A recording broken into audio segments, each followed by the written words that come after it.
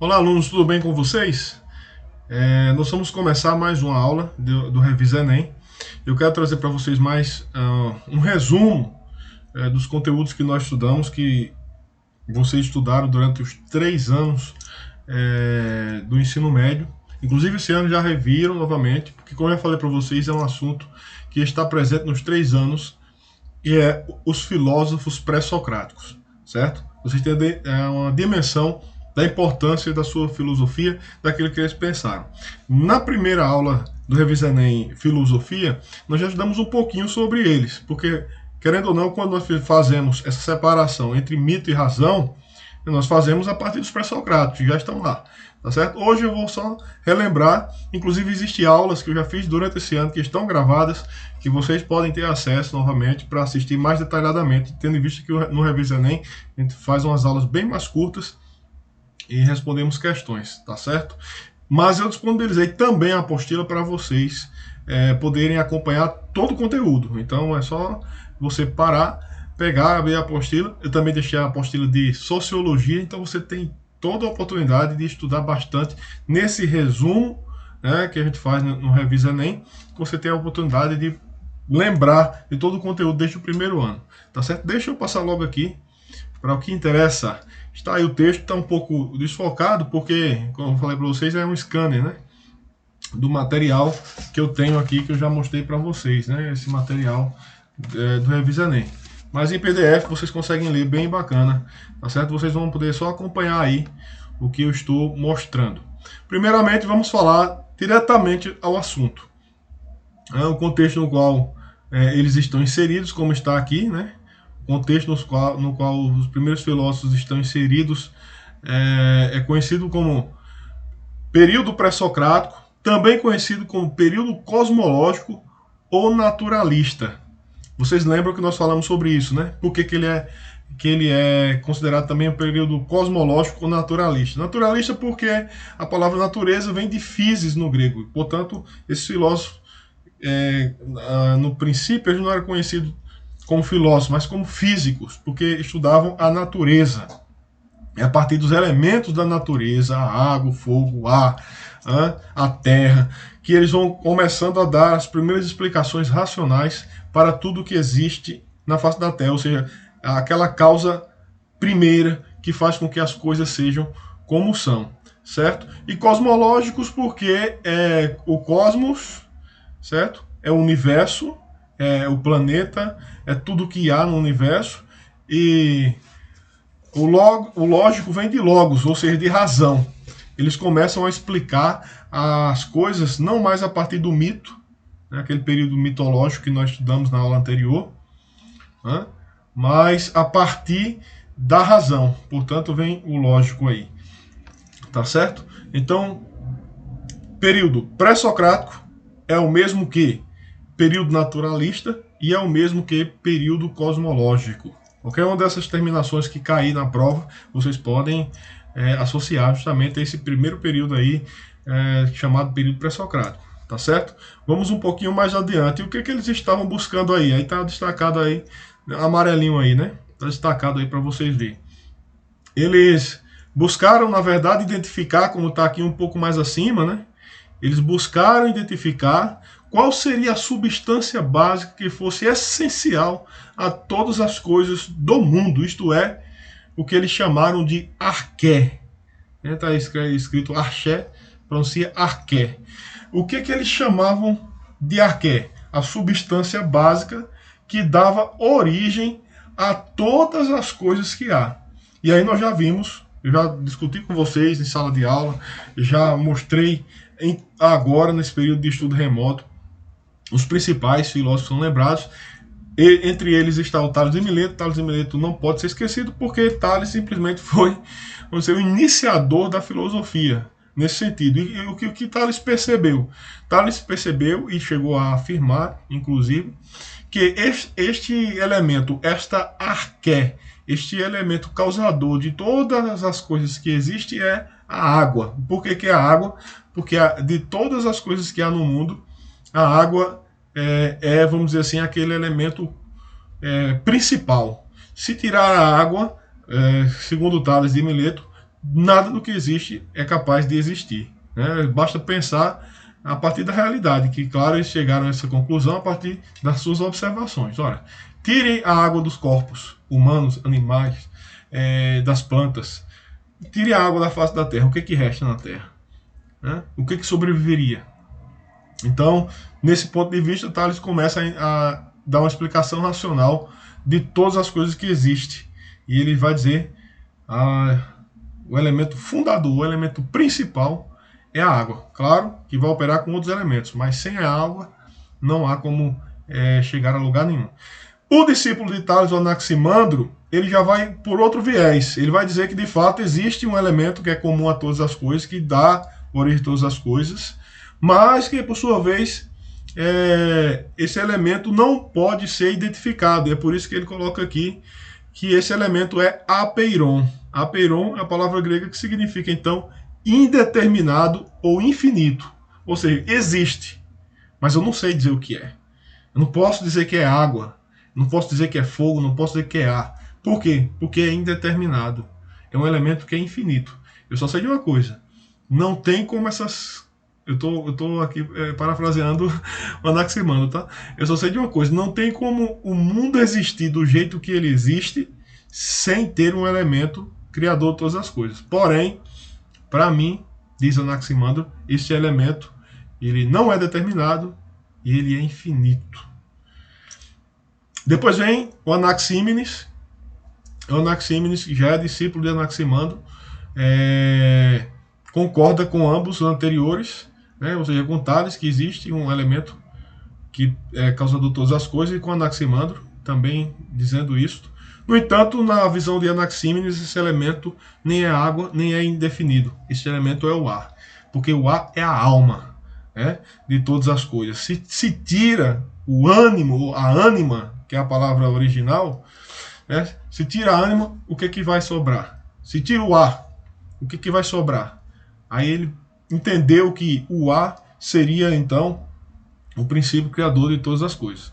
Um pouco mais adiante você vai poder observar na sua apostila que outros filósofos pensaram para além desses elementos naturais. É o caso de Pitágoras, que sai de um elemento, vamos dizer assim, natural para um elemento quase que metafísico, né? Porque não se pode se pegar os números, né? Para Pitágoras, todas as coisas são construídas a partir dos números. Em que sentido? No sentido da harmonia matemática que há no universo. A ideia é basicamente essa, né? Como as coisas se ligam em frações matemáticas, a questão de tempo, as questões das divisões que há, né? Então, esta é a visão interpretada por Pitágoras. Pitágoras vai ser o pai da palavra, do nome filosofia, né? Pouco mais adiante, vocês vão ver dois nomes que são muito importantes, que eu já falei inclusive para vocês aí, que são os nomes de Parmênides, aliás, de Heráclito e Parmênides. Esses dois nomes aí que são importantíssimos na história da filosofia para a nossa compreensão, gente. Por quê? Porque vai ser os nomes que estarão em evidência e que serão retomados, inclusive, no pensamento aristotélico, né? No pensamento platônico. Essas ideias deles ainda estarão influenciando e, de certa forma, ainda influenciam até os dias atuais. Veja bem aqui, ó, Platão e Aristóteles são, de certa forma, influenciados por eles. Olha, o Heráclito, ele vai ter uma visão, como está destacado aqui, de que a realidade nos prova que não existe nada que esteja parado para sempre, mas na verdade todas as coisas estão sempre em movimento, tudo está sempre a girar. Essa é a visão de Heráclito. Por isso está aqui, ó, tudo é movimento, o movimento é constante, as coisas estão sempre a fluir. Está aí no texto de vocês, certo? Que todas as coisas, tudo flui, tudo está sempre a fluir. Por outro lado, nós temos o Parmênides, e o Parmênides vai dizer, olha só, na verdade isso é uma ilusão. Tudo que a gente vê está mudando no aspecto visível, ou seja, sensível, né, na visão.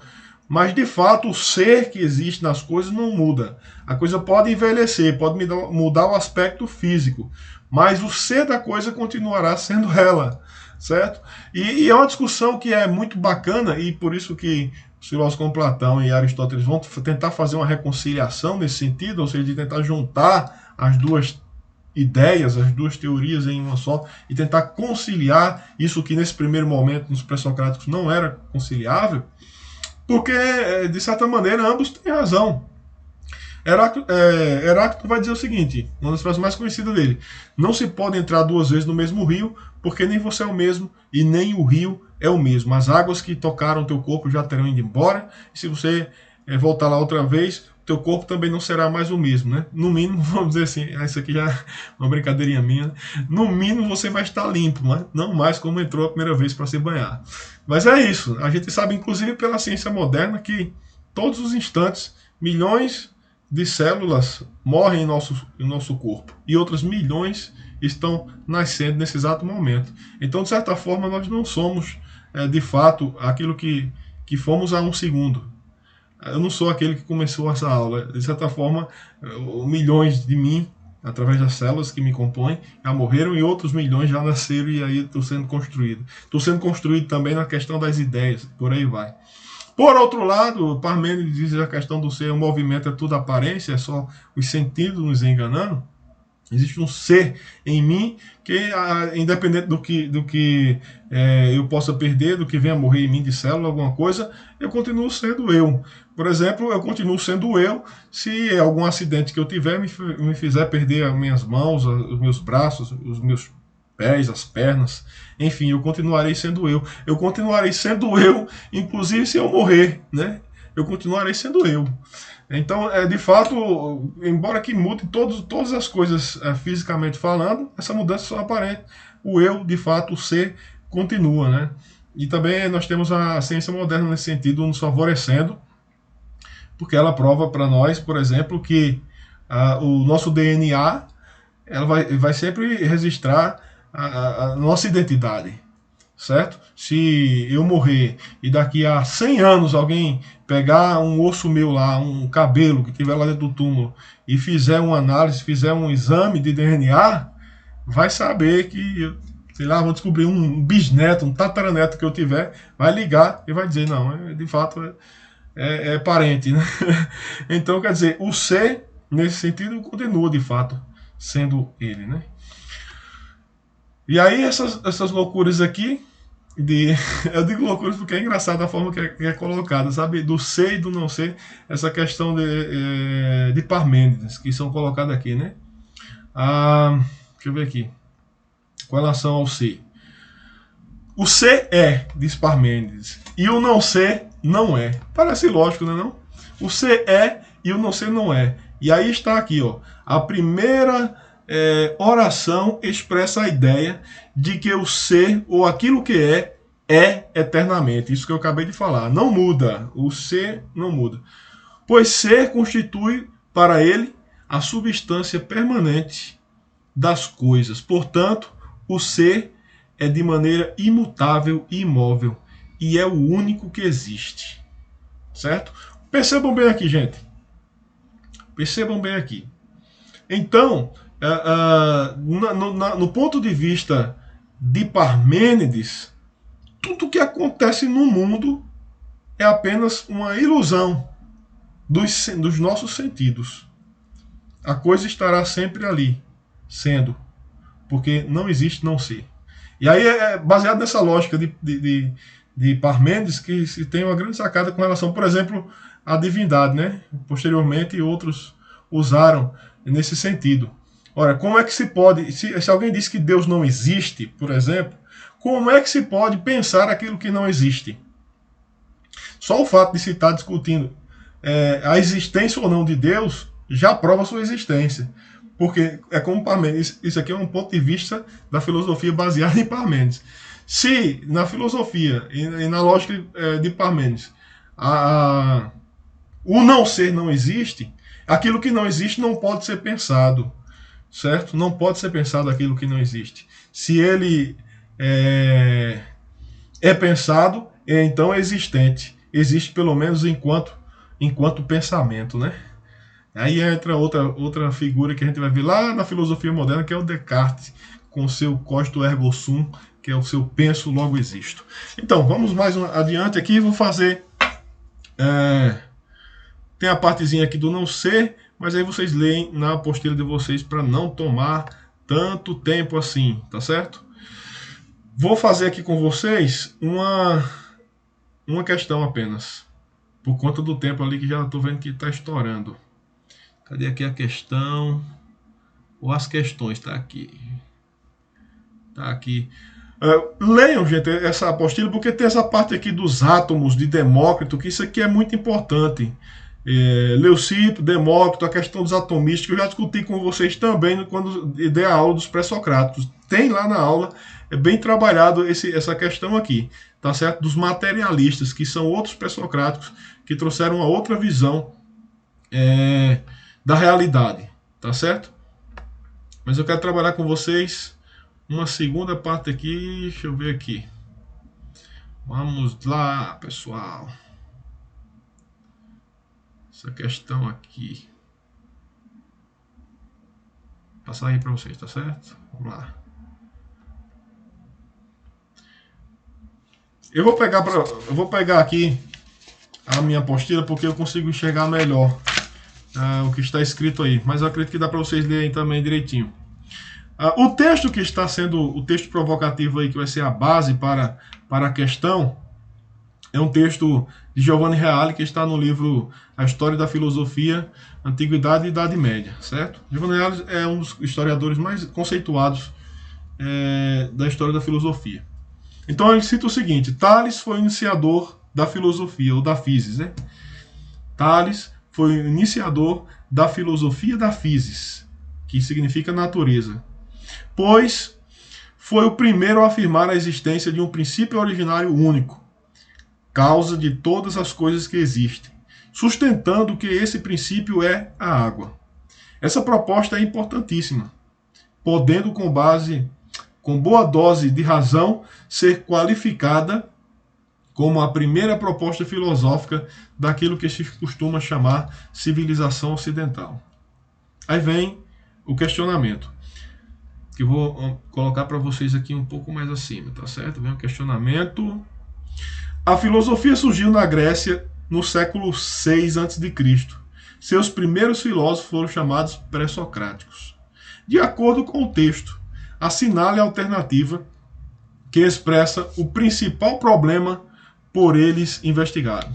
Qual seria, então, o principal problema colocado pelos filósofos pré-socráticos, minha gente? Qual seria? Letra A.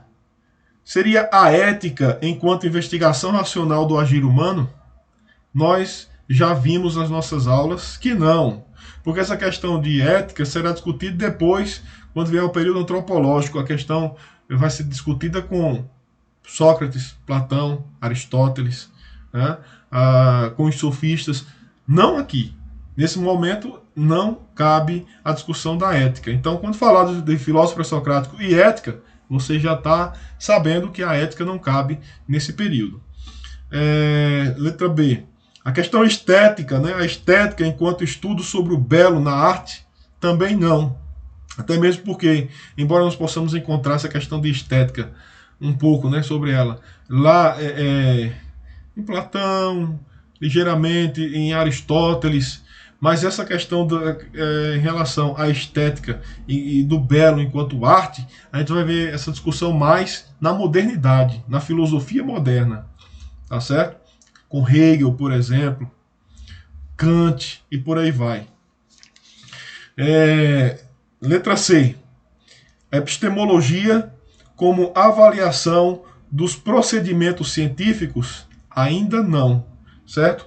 Porque essa questão da epistemologia também entra em Aristóteles, entra um pouco em Platão, mas não é muito forte ainda. Essa questão de científica mesmo vem ser discutida também na modernidade, né? A partir do século XVIII, a partir do iluminismo, tá certo? No século XVI nós temos também ali alguma coisa nesse sentido, bem no seu início assim das grandes discussões, com Bacon, por exemplo, discutindo a questão da filosofia da ciência, mas não agora. Aqui nos pré-socráticos não se discute cientificamente. Nós já vimos claramente isso. Letra D. Vou colocar aí para vocês acompanhar. Letra D.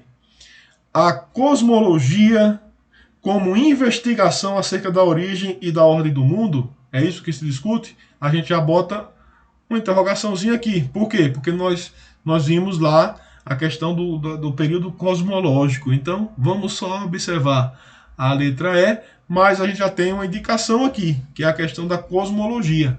Lembra lá do que nós falamos? Que o período pré-socrático também é conhecido como período cosmológico ou naturalista. Então, essa palavra cosmologia já nos dá uma luz. E também a palavra origem do mundo, ou seja, a discussão era arqué, buscar arqué, o princípio. Estamos bem encaminhados aí. Mas vamos conferir a letra E. A filosofia política enquanto análise do Estado e sua legislação?